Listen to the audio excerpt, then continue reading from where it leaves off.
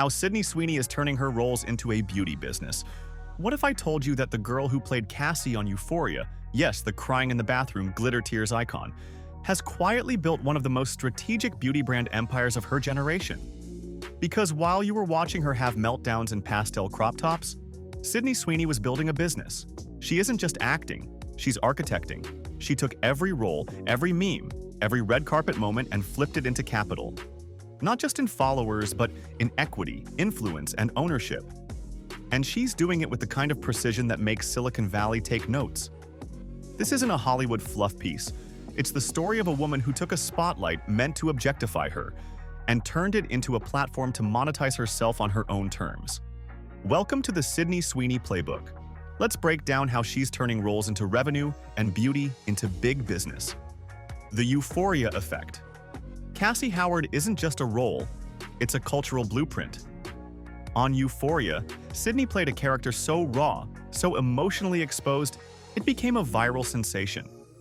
We saw her cry in mirrors, overperform in love, and spiral in slow motion, and somehow, through all of that chaos, we couldn't stop watching. The risk here? When you play a hyper-feminine, sexualized character, the industry tends to box you in. The danger is that audiences conflate the character with the actress. But Sydney flipped that narrative. She used Cassie's vulnerability and the high glam aesthetic to introduce herself to a massive Gen Z and millennial audience that saw her not just as a character, but as a brand. And then, she made sure the glam wasn't just a costume. It became the foundation of something bigger: beauty, style, and self-expression as a business opportunity. Behind the scenes. What most people don't realize is that Sydney Sweeney isn't just acting on screen. She's running numbers off it. She's a producer, a strategist, and, fun fact, a budgeting machine. In interviews, she's admitted she tracks her income meticulously, lives on a budget, and isn't relying on acting to carry her forever. That kind of self-awareness is rare in Hollywood, especially for someone under 30. But it's exactly what makes her business moves intentional. She didn't just wake up and say, "Let's do a brand deal." She studied the market, she tracked the data, and then she partnered with the right brands at the right time. She's not chasing checks, she's building leverage. When you understand the numbers behind your name, you stop being talent. You start being equity. The face that sells. Sydney didn't just become the face of beauty campaigns, she became the engine behind them. One of her smartest moves?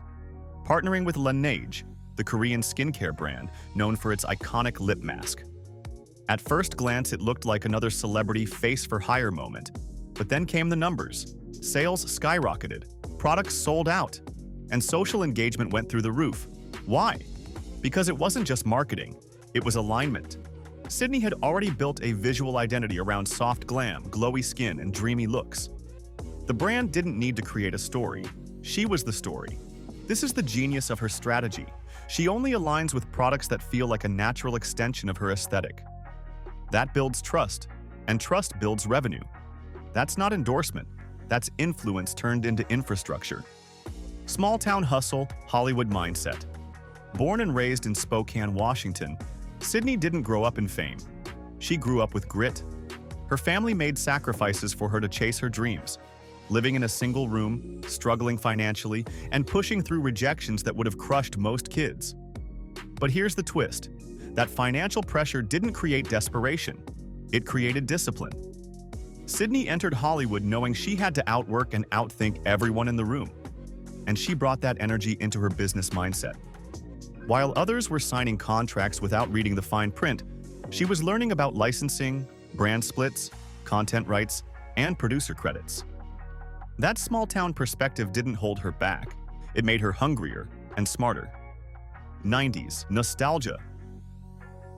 Sydney's image isn't random, it's curated, but not in a fake filtered way, in a nostalgic, emotionally resonant way.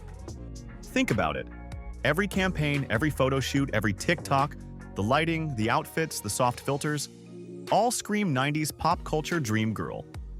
But it's more than vibes, it's positioning. In a saturated influencer world, Sydney carved out a visual lane that was specific, retro, and entirely hers. Brands saw that and realized, she's not just a billboard, she's a trend generator. And that's why beauty companies don't just want her face. They want her creative direction. She's not clocking in for a shoot. She's shaping the narrative. When you control the aesthetic, you control the economy around it. Mainstream but mysterious. Here's the trickiest part of being a modern celebrity: staying visible without becoming too accessible. And Sydney plays that balance like a pro. She shares just enough to keep fans obsessed, but not enough to feel predictable. Her social media is personal but never chaotic. Her interviews are revealing but never reckless. She builds curiosity, and curiosity builds engagement. That level of brand control is what separates overnight influencers from long-term icons. It's not about being everywhere, it's about making every appearance count. And Sydney knows exactly how to stay in the conversation without giving it all away. Producing her own roles. Acting is how she started. Producing is how she's owning the future. Sydney launched her own production company, 50/50 Films, and immediately began developing projects where she holds both the lead role and executive control. That's a massive pivot. It means she chooses the stories, she shapes the scripts, she hires the crew. She doesn't just show up, she builds the set. And it's working. Her film reality, based on the real-life interrogation of NSA whistleblower reality winner, was a critical hit. It showed a completely different side of her, stripped down, serious, and sharp. She's making it clear, she's not here to just act in stories. She's here to author them. The beauty brand tease. Rumors have been swirling about Sydney launching her own beauty line. And if that's true, it might be her boldest move yet. But she's not rushing it. She's letting the buzz build. Every campaign she joins, every look she serves, every skincare post, it all builds the ecosystem around a future brand. That's called market conditioning. She's making beauty feel synonymous with Sydney. So when she finally drops a product line, it won't feel like a cash grab. It'll feel like destiny. And the best part? She'll likely own it, not just endorse it. That's the difference between celebrity branding and real business building. Why it works. The genius of Sydney Sweeney is that she doesn't treat her career like a sprint. She treats it like asset development. Every role is exposure. Every look is branding. Every deal is leverage. Every post is positioning. She's not riding the wave of fame. She's engineering it. And she's doing it in stilettos with a glam team and a Google sheet full of revenue projections. Sydney didn't wait for Hollywood to hand her power. She made herself indispensable and then used that power to diversify. Acting, producing, branding. So if this story opened your eyes, hit that like button. Drop a comment with your favorite Sydney moment.